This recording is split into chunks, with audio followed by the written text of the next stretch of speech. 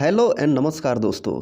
यहाँ पे हम लोग बीपीएससी टीआरई 4 के लिए प्रिपरेशन कर रहे हैं और ज्योग्राफी का प्रैक्टिस सेशन अभी चला रहे हैं। ठीक है, जैसा कि आप जानते हैं कि ज्योग्राफी का कितने क्वेश्चन रहने वाला है, 8 रहने वाला है। ठीक है, तो इसी 8 में 8 लाना है। ठीक है, एक मार्क्स भी इधर उधर नहीं होना चाहिए। ठीक है, तो उसी को लेकर हम यहाँ पे प्रैक्टिस सेशन चला रहे हैं। तो चलिए अपने सेशन को स्टार्ट कर लेते हैं। ठीक है, और लेकिन उससे पहले मैं आप लोगों को बता देना चाहता हूं कि ये इस वीडियो में मैंने बहुत ही इंपॉर्टेंट क्वेश्चन इंक्लूड किए हैं। ठीक है, basic to moderate to high level के क्वेश्चन मैंने डाले हैं। ठीक है, तो सेशन को अच्छे से देखिए और अपना स्कोर को कमेंट करके ज़रूर बताइएगा। ठीक है, चलिए अब यहाँ पे स्टार्ट कर लेते हैं। देखते हैं पहला क्वेश्चन क्या है। हमारा पहला क्वेश्चन है, सबसे अधिक परिक्रमण काल वाला ग्रह है। यहाँ पे देखिए परिक्रमण काल, यानी परिक्रमण को परिभ्रमण भी बोलते हैं, परिभ्रमण भी बोलते हैं।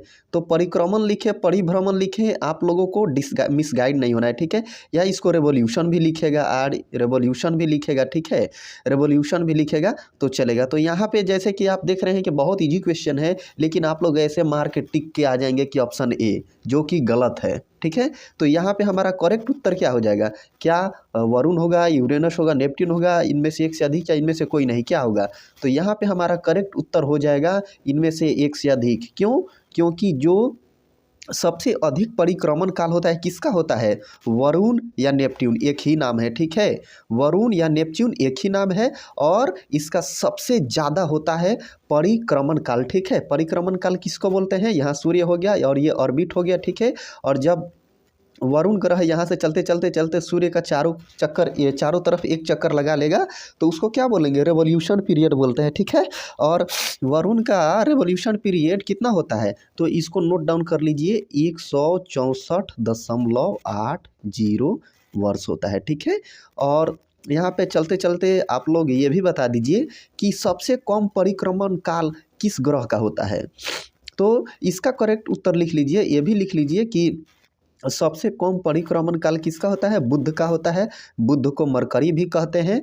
ठीक है, मरकरी भी कहते हैं, इसको पारद भी बोलते हैं। ठीक है, तो ऑप्शन में तीनों रह सकता है, यहाँ पे तीनों रह सकता है। ठीक है, तो इसका लिख लीजिए कितना होता है? इसका होता है 87.97 दिन। ठीक है, 87.97 दिन होता है बुध ग्रह का परिक्रमण काल। ठीक है, तो यहाँ पे हमारा करेक्ट उत्तर हो जाएगा इनमें से एक से अधिक। ठीक है, चलिए नेक्स्ट क्वेश्चन पे चलते हैं। सबसे कम परिक्रमण काल वाला, यहाँ भी देखिए परिक्रमण काल से आ गया क्वेश्चन। सबसे कम परिक्रमण काल वाला ग्रह कौन सा है? क्या बुध है, शुक्र है, मरकरी है, इनमें से कोई नहीं, इनमें से एक से अधिक? क्या होगा? तो यहाँ पर हमारा करेक्ट उत्तर हो जाएगा इनमें से एक से अधिक, इनमें से एक से अधिक। क्यों? क्योंकि बुध को मरकरी भी कहते हैं। ठीक है, तो ये हमारा करेक्ट उत्तर हो जाएगा। हमारा नेक्स्ट क्वेश्चन है कि उल्का पिंड चक्कर लगाते हैं, क्या ब्रह्मांड का लगाते हैं, आकाशगंगा का, या सूर्य, क्या, या इनमें से एक से अधिक, या इनमें से कोई नहीं? तो यहाँ पर करेक्ट उत्तर क्या होगा? यहाँ पर हमारा करेक्ट उत्तर हो जाएगा इनमें से कोई नहीं, क्योंकि उल्का पिंड जो होते हैं ना, वो किसी का चक्कर नहीं लगाते हैं। ये जितने भी खगोलीय पिंड है, आकाशीय पिंड है ना, उन सभी से ये टूटकर जो गिरते हैं, उल्का पिंड पत्थर के टुकड़े होते हैं। ठीक है, तो वही उल्का पिंड होते हैं जो किसी का चक्कर नहीं लगाते हैं, सूर्य का भी चक्कर नहीं लगाते हैं। ठीक है, तो यहाँ पे ये कंसेप्ट आप लोग याद रखिएगा। चलिए नेक्स्ट क्वेश्चन देखते हैं। नेक्स्ट क्वेश्चन है हमारा कि सप्तर्षि तारों का समूह नहीं दिखाई देता है। सप्तर्षि तारों का समूह नहीं दिखाई देता है, किधर नहीं दिखाई देता है? आप लोगों को बताना है। क्या उत्तर में, दक्षिण में, पूरब में, या इनमें से एक से अधिक, या इनमें से कोई नहीं? क्वेश्चन काफ़ी इजी है, बट ऑप्शन यहाँ पे टिपिकल रखा गया है ताकि आप लोग थोड़ा अटेंटिव होकर अपना प्रिपरेशन को स्ट्रॉन्ग बनाएं। ठीक है, तो सप्तर्षि जो होता है 7 तारों का समूह होता है, जो उत्तरी गोलार्ध में पृथ्वी के उत्तरी अक्ष पे ना दिखाई देता है। ठीक है, तो यहाँ पे सप्तर्षि तारों का समूह है, 7 तारों का समूह है, और ये जो है उत्तर में दिखाई देता है, उत्तर दिशा में दिखाई देता है। लेकिन हमसे पूछा गया है कि नहीं दिखाई देता है। ठीक है, नहीं दिखाई देता है, तो नहीं वाला पूछा है, तो ये दक्षिण में नहीं दिखाई देता है, पूरब में नहीं दिखाई देता है। ठीक है, तो इसीलिए यहाँ पर हमारा करेक्ट उत्तर हो जाएगा इनमें इनमें से एक से अधिक, ठीक है। ऐसे अटेंटिव होकर प्रिपरेशन करना है, ऐसे अटेंटिव होकर ऑप्शन टिक करना है, तब जाकर आपका सिलेक्शन होगा। यहाँ पर नेक्स्ट क्वेश्चन है कि भारतीय विद्वानों ने सप्तर्षि तारों का नामकरण किनके नामों पर किया है? क्या देवताओं के नाम पर, ऋषियों के नाम पर, लेखकों के नाम पर, या इनमें से कोई नहीं, या इनमें से एक से अधिक? तो जो भारतीय विद्वान हैं वो उन्होंने जो सप्तर्षि होते हैं, 7 तारों का एक समूह होता है जो पृथ्वी के उत्तरी गोलार्ध में पृथ्वी के उत्तरी अक्ष में दिखाई देता है, ठीक है। तो यहाँ पर जो भारतीय विद्वान हैं उन्होंने इन 7 तारों का नामकरण भारतीय जो पुराने ऋषि हैं उनके नामों पे किया है। तो यहाँ पे हमारा करेक्ट उत्तर होगा ऋषियों के नाम पर, ठीक है।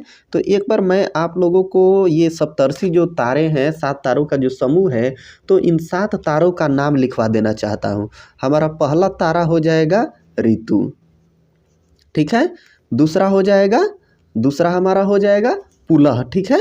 दूसरा हो जाएगा पुलह, ठीक है। तीसरा हो जाएगा पुलह सत्य, चौथा हो जाएगा अत्रि, पांचवा हो जाएगा वशिष्ठ, छठा हो जाएगा अंगिरा और सातवां हो जाएगा मरीचि, ठीक है। और इन सभी को जो यूनानी है, यूनान में मतलब ग्रीक में क्या कहते हैं? तो ग्रीक में इनको क्रमशः alpha, beta, gamma, delta, epsilon, एटा और जेटा कहते हैं, ठीक है। तो ये यहाँ पे कॉन्सेप्ट क्लियर हो गया होगा, ठीक है। अब एक बात मैं बता देना चाहता हूँ कि जो उत्तर दिशा है, नॉर्थ है, वो नॉर्थ किनको किनको मिलाने से बनता है? तो नॉर्थ जो होता है ना, वो ऋतु और प्लस में पुलह, ये दोनों सप्तर्षि को जो मिलाने वाली रेखा होती है ना, वही जो होती है ना, वो उत्तर दिशा का सूचक होती है, ठीक है। तो यहाँ पे ये कंसेप्ट क्लियर हो गया होगा। चलिए अब नेक्स्ट क्वेश्चन हम लोग देखते हैं। यहाँ पे हमारा अगला क्वेश्चन है कि ऋतु और पुलह को मिलाने वाली रेखा किस दिशा को सूचित करती है? अभी हमने बताया, क्या पश्चिम हो जाएगा, पूरब हो जाएगा, दक्षिण हो जाएगा, इनमें से कोई नहीं, या इनमें से एक से अधिक? तो यहाँ पर हमारा करेक्ट उत्तर होने वाला है इनमें से कोई नहीं, ठीक है। क्योंकि जो ऋतु और पुलह को मिलाने वाली रेखा होती है वो नॉर्थ दिशा को सूचित करती है, ठीक है। तो आई होप ये समझ में आ गया होगा। अब हम देखते हैं नेक्स्ट क्वेश्चन। आप ध्रुव तारा कहाँ देख सकते हैं? ध्रुव तारा कहाँ दिखाई देता है, बताइए? ध्रुव तारा कहाँ दिखाई देता है? तो ध्रुव तारा जो होता है ना, उत्तरी गोलार्ध में, दक्षिणी गोलार्ध में, या उत्तरी गोलार्ध में उत्तरी अक्ष पर, या इनमें से एक से अधिक, या इनमें से कोई नहीं। कहाँ? तो इसका करेक्ट उत्तर हो जाएगा हमारा उत्तरी गोलार्ध में और पृथ्वी के उत्तरी अक्ष पर, ठीक है। उधर आप ध्रुव तारा देख सकते हैं। चलिए अब नेक्स्ट देखते हैं। नेक्स्ट हमारा क्वेश्चन है कि ध्रुव तारा एक स्थिर तारा है। यह कथन क्या है? सही है, गलत है, भ्रामक है, इनमें से कोई नहीं, या इनमें से एक से अधिक? क्या है? तो ये जो कथन है ये बिल्कुल सही है, ठीक है। क्योंकि ध्रुव तारा एक स्थिर तारा है, ठीक है। तो आई होप ये समझ में आ गया होगा। अब हमारा नेक्स्ट क्वेश्चन है कि जब पृथ्वी सूर्य की परिक्रमा करती है तो सूर्य विभिन्न तारा समूहों के बीच नजर आता है। इन समूहों को हम क्या कहते हैं? बताइए, इन समूहों को क्या कहते हैं? तो यहाँ पर क्या इसका करेक्ट आंसर क्या होगा? क्या ध्रुव तारा होगा, या सप्तर्षि होगा, या राशि होगा, या इनमें से कोई नहीं, या उपयुक्त में से एक से अधिक? तो यहाँ पर हमारा करेक्ट उत्तर हो जाएगा राशि, ठीक है। अब आपको कमेंट करके बताना है कि राशियों की संख्या कितनी होती है, ठीक है। तो एक बार मैं आप लोगों को राशियों का नाम बता देना चाहता हूँ, 12 राशियों का नाम बता देना चाहता हूँ। आप लोग लिख लीजिएगा। पहला लिख लीजिए मेष, ठीक है। उसके बाद हो जाएगा वृष, ठीक है। उसके बाद हो जाएगा मिथुन, उसके बाद हो जाएगा कर्क लिख लीजिए लोग, कर्क, ठीक है। उसके बाद कर्क राशि, उसके बाद सिंह राशि, ठीक है, सिंह, ठीक है। उसके बाद क्या हो जाएगा? कन्या लिख लीजिए, ठीक है। उसके बाद हो जाएगा हमारा क्या? तुला राशि। उसके बाद वृश्चिक लिख लीजिए, ठीक है। वृश्चिक लिख लीजिए, ठीक है। उसके बाद क्या हो जाएगा, उसके बाद लिख लीजिए आप लोग धनु राशि को लिख लीजिए, धनु लिख लीजिए, धनु लिख लीजिए, ठीक है। उसके बाद लिख लीजिए मकर, कुंभ और मीन।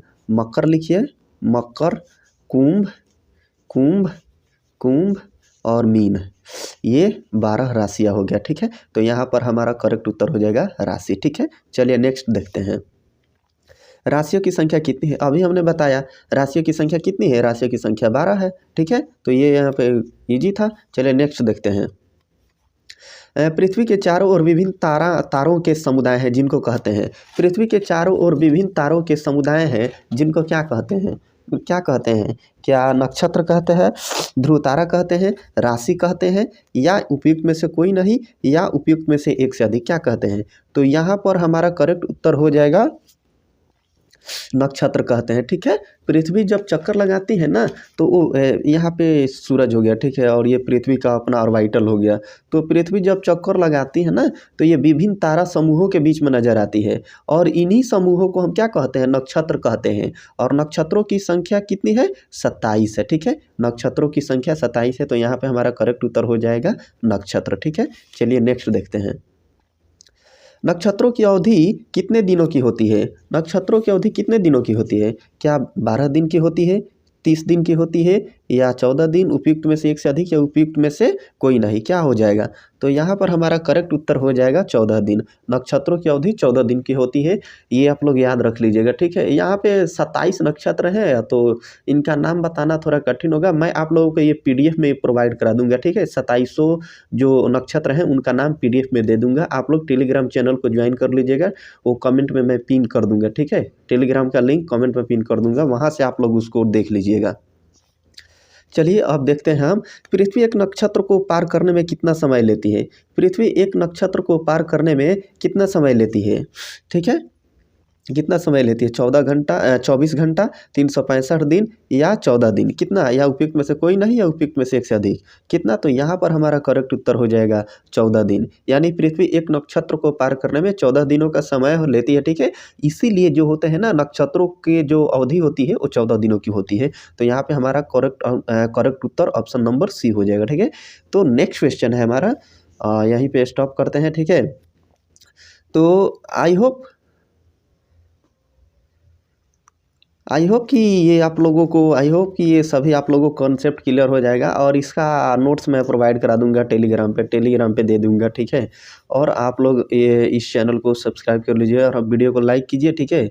और अपने जो भी दोस्त हैं उनको BPSC Tier 4 का तैयारी कर रहे हैं, प्रिपरेशन कर रहे हैं, उनके पास ये वीडियो शेयर कीजिए, उनको दीजिए, क्योंकि मैं काफ़ी इम्पोर्टेंट करा रहा हूँ। ये सब प्रश्न अति महत्वपूर्ण है परीक्षा की दृष्टि से। तो चलिए मिलते हैं ऐसे ही इम्पोर्टेंट सेशंस के साथ, फिर कल मिलेंगे, ठीक है। बाय।